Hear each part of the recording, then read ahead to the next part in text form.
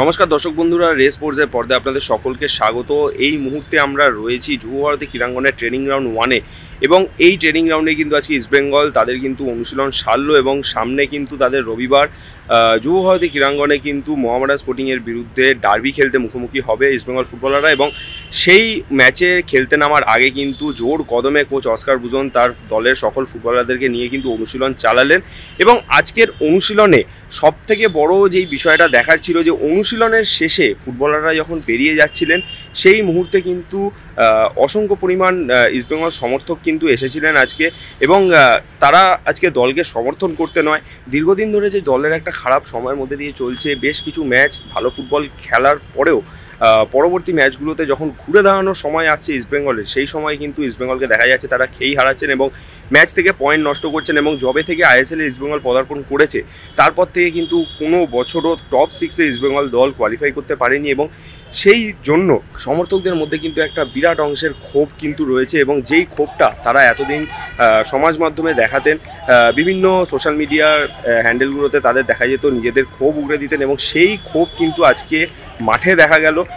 বেশ কিছু সমর্থক কিন্তু আজকে এই যুবভারতীর ট্রেনিং গ্রাউন্ডে উপস্থিত ছিলেন এবং অনুশীলন শেষে যখন ফুটবলাররা মাঠ ছাড়ছিলেন সেই সময় কিন্তু গো ব্যাক ধ্বনি থেকে শুরু করে বেশ কিছু কিন্তু সমর্থকেরা ফুটবলারদের উপরও নিজেদের ক্ষোভ উগড়ে দিচ্ছিলেন এবং তারা ফুটবলারদেরকে বলছিলেন যে এইটা ইস্টবেঙ্গল ক্লাব, আর কবে সাফল্য আসবে, এমনটাই কিন্তু দেখা যাচ্ছিল। এবং ফুটবলাররা যখন গাড়ি নিয়ে বেরিয়ে যাচ্ছিলেন তাদের গাড়িকে ঘিরেও কিন্তু তারা বিক্ষোভ করতে দেখা গেল এবং নিজেদের যে ক্ষোভটা তারা এতদিন ধরে একটা ব্যর্থতার মধ্যে দিয়ে যাচ্ছে এবং সেই যে তাদের রাগটা ফুটবলারদের প্রতি সেটাও কিন্তু উড়ে দিতে দেখা গেল। এছাড়া সাউল ক্রেসপো তিনি যখন মাঠ ছেড়ে বেরিয়ে আসছিলেন, সাউল ক্রেসপোর নাম করে গো ব্যাক ধ্বনিও কিন্তু উঠেছে আজকে এই অনুশীলন শেষে।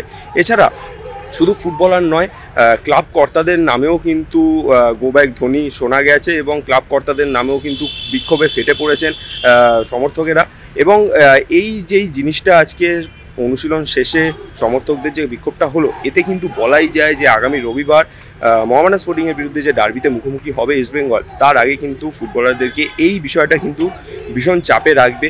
অপরদিকে অনুশীলনের সময় যেটা আমরা আজকে দেখতে পেলাম যে দলে কিন্তু পুরো দমে অনুশীলন করলেন দলের সঙ্গে হেক্টর ইউসতে। আপনারা জানেন এর আগে 1-2 দিন কিন্তু তিনি দলের সঙ্গে অনুশীলন করেননি, সাইডলাইনে তিনি থাকতেন, তবে আজকে কিন্তু তিনি চুটিয়ে দলের সঙ্গে অনুশীলন করেছেন। অপরদিকে রিচার্ড সেলিস এবং জিকসন সিং তারা কিন্তু আজকেও তাদেরকে সাইডলাইনে দেখা গিয়েছে এবং রবিবার তারা ডার্বিতে খেলতে পারবেন কিনা সেই বিষয়ে কিন্তু এই মুহূর্তে এখনই কোনো নিশ্চয়তা দেওয়া সম্ভব নয়। তবে তাদেরকে ছাড়া বাকি দল কিন্তু মোহামেডান ম্যাচ থেকে ঘুরে দাঁড়ানোর জন্য এবং পুরো 3 পয়েন্টের লক্ষ্যেই অনুশীলন করলো। এবং আজকে সমর্থকদের যে এই একাংশের যে একটা এই বিক্ষোভ হলো, এর ফলে ফুটবলাররা কিন্তু চাইবেন নিজেদেরকে এই ডার্বি ম্যাচে উজাড় করে দিতে এবং এই ম্যাচ থেকে গোটা 3 পয়েন্ট নিয়েই কিন্তু মাঠ ছাড়তে। চলুন দেখে নেওয়া যাক অনুশীলন শেষে ফুটবলাররা যখন বেরিয়ে যাচ্ছিলেন সেই সময় কিছু মুহূর্ত।